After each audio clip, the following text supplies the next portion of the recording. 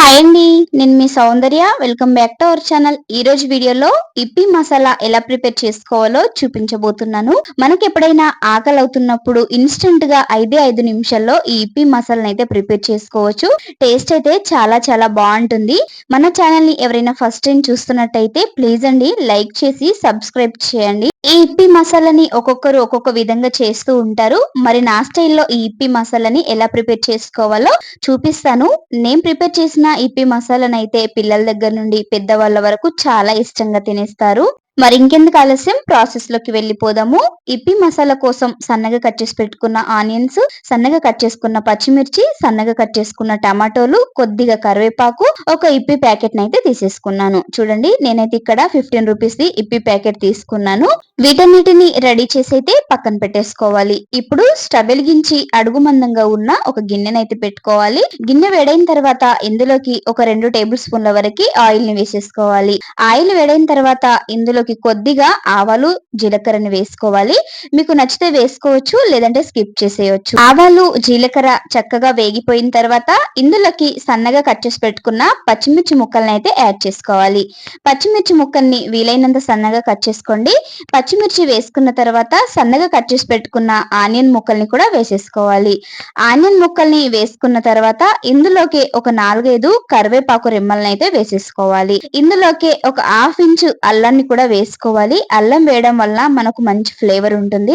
ఇందులోకి సన్నగా కట్ చేసి పెట్టుకున్న టమాటో ముక్కల్ని కూడా వేసేసుకోవాలి. వేసుకొని ఒకసారి బాగా కలిపేసుకోండి. మనకి ఇవన్నీ బాగా ఫ్రై అవ్వాల్సిన అవసరం లేదండి. ఒక 50% వరకు ఫ్రై అయితే సరిపోతుంది.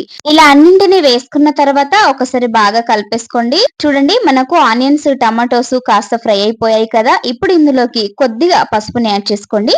కొద్దిగా అంటే కొద్దిగానే యాడ్ చేసుకోండి. ఇది కూడా ఆప్షనల్ అండి, నచ్చితే వేసుకోండి, లేదంటే స్కిప్ చేసేయండి. ఈ విధంగా పసుపుని కూడా వేసుకున్న తర్వాత ఒకసారి బాగా కలిపేసుకోండి.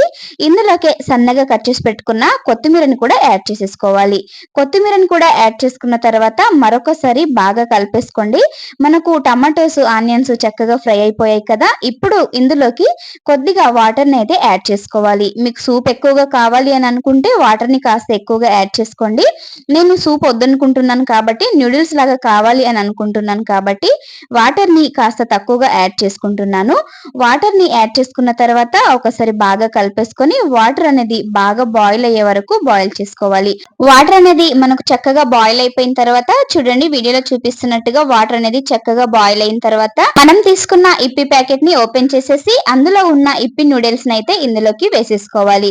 మీరు కావాలంటే అలాగే వేసుకోవచ్చు. నేనైతే మధ్యలో నుండి బ్రేక్ చేసి వేస్తున్నానండి. మీరు కావాలంటే బ్రేక్ చేయకుండా అదే విధంగా అయినా వేసుకోవచ్చు. చాలా మంది అలాగే వేస్తూ ఉంటారు.